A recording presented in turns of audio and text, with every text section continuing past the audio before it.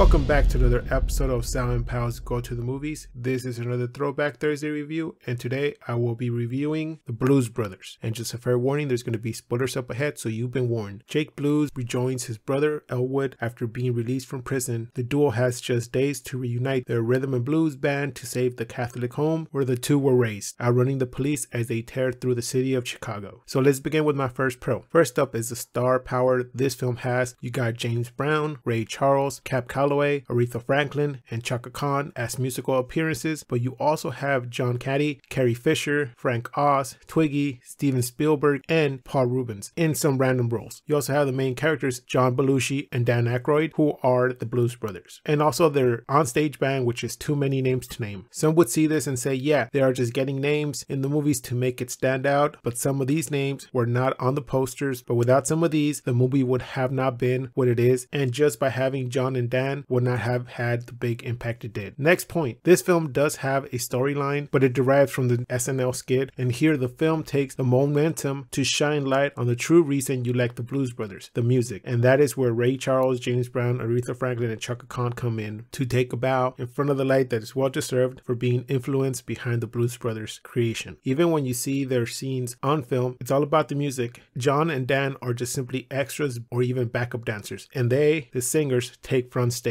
The other cameos like Frank Oz, Twiggy, Steven Spielberg, John Candy, and even Paul Reubens are just extra icing on the side, since I'm pretty sure they did not line up to be casted for these roles. Next point is the story, how it went from an SNL skit to a movie. So the Blues Brothers was born on SNL, and then they got big, and some studios said, why not make a movie, and threw money at them. Yeah, that's how the 80s worked back in the day, making movies from simple skits, not like now, just rebooting things all over again. Anyways, the story is about two brothers that are raised in an orphanage, and they like blues music. They are sort of raised by Curtis, played by Cab Calloway, and sister Mary Stigmata, aka the Penguin, played by Kathleen Freeman. Then we see Jake get out of prison, and his brother Elwood picks him up just to hear the news that the orphanage is going to be closed if they don't come up with $5,000 in a few days. So Jake has a brilliant idea of getting the old band back together, the music band for the SNL skit that is. From here, they are on a mission from God, according to them, plain and simple. After this, just add a few chase scenes and other small bumps in the road, but mostly add some soul, blues, and other music which they were inspired by, and you got a decent plot and a great soundtrack. It's true that some people will see the movie and love it or hate it, but I feel it depends on which side of the stage you are listening to the movie from, which I will talk about later. Now on to my cons. So John Landis is the director and screenplay writer along with Dan Aykroyd. Dan came up with the first long script, then John Landis came in and cut and edited down to a reasonable amount, but the budget that Universal gave them was $10 million, but they asked to see if they can bump it up to $20 million, and they finally settled on $17 million. But oh boy, did they go over that budget. But this is how some well-known movies from the 80s were made, by going over budget. Yes, the movie does have funny chase scenes, and they were not cheap to make. For example, the scene with the military in downtown Chicago alone cost $3.5 million, which I would have to argue who signed off on it, and couldn't it have worked the same with close-up shots, or just having the same extras in suits running around in circles around the camera just to make it seem like it was a huge number, or in some chase scenes flip the film to make it look like a different car crash or from a different angles to save some money. There are films who do this, and it's kind of not noticeable, but here, this is back in the 80s, so I wouldn't say anything about it if I saw it on screen. Also, let's not forget that this was around the time when John Belushi was really destructive to himself and his addictions got in the way, and this is why this is in the cons section. You have a big star that was maybe lonely or had no one to tell him what his limits were, and he was burning the candle from both ends in a movie like this with a huge budget and nobody to tell him to stop. There's even stories about the director telling him to slow down and having a security guard follow him everywhere around for him not to get in trouble or start using drugs. I really like his work, but if somebody came up to me and gave me the choice of having him around now or missing out on this film from ever being made, and I would think many fans would also agree with me, we would choose for him to be alive over the film. I mean, we still have the SNL skits to look at and his other works and other movies, but just to have him die 2 years after making this film, it's really hard to think about as you're watching this movie and not have it as a con. So that is why I feel that this is a con, not because of the film, just because we lost John Belushi. Next con, as I said earlier, people will have mixed reactions to this film, but I bet if you saw it with some different context, you might enjoy it a bit more. And by all means, these These are just a few points and suggestions I am making, taking liberties and saying these things, and these are not set in stone. Some people will see the film knowing about the SNL skits and the Blues Brothers and their onstage band. So if you see it from that point of view, then it is a great movie about the two brothers setting out to reunite the band and also giving them a chance to shine light on their influences in the music scene. Thus is why we have the big names from the music, and also we have the band playing in the background and how they're going up to each one and bringing them back. Shine light on them individually. The Blues Brothers is not about the brothers, but shining the light on the real heroes, people who made soul, blues, and other genre of music that even today artists are still building upon. And then is the other take. If you don't know who the Blues Brothers are or were, then you can see it from this point of view. It is a dream that Jake is having as he's being taken to be executed. Think of it this way: he has his brother outside and just dreaming about what it would be like to get out and be sent on a mission from God to get his old band together for a good cause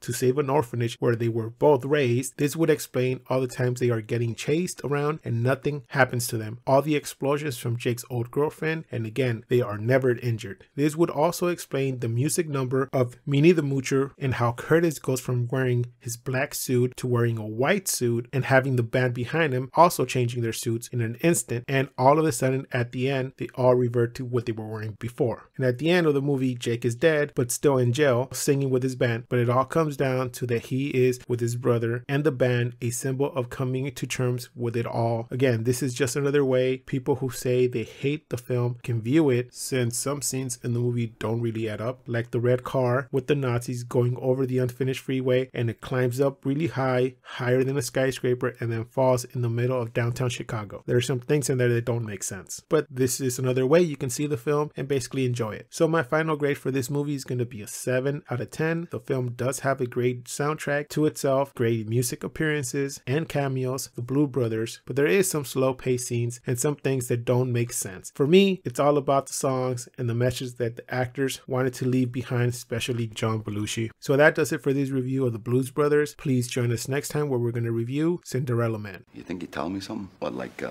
boxing stage or something like that? You don't think triple shifts or working nights on the scaffolds is just as likely to get a guy killed? How many guys died the other night living in cardboard shacks trying to save on rent money? Guys who are just trying to feed their family. Because men like you have not yet quite figured out a way to make money out of watching that guy die. Please like, comment, and subscribe. You can find our social media links below. And like always, keep watching movies.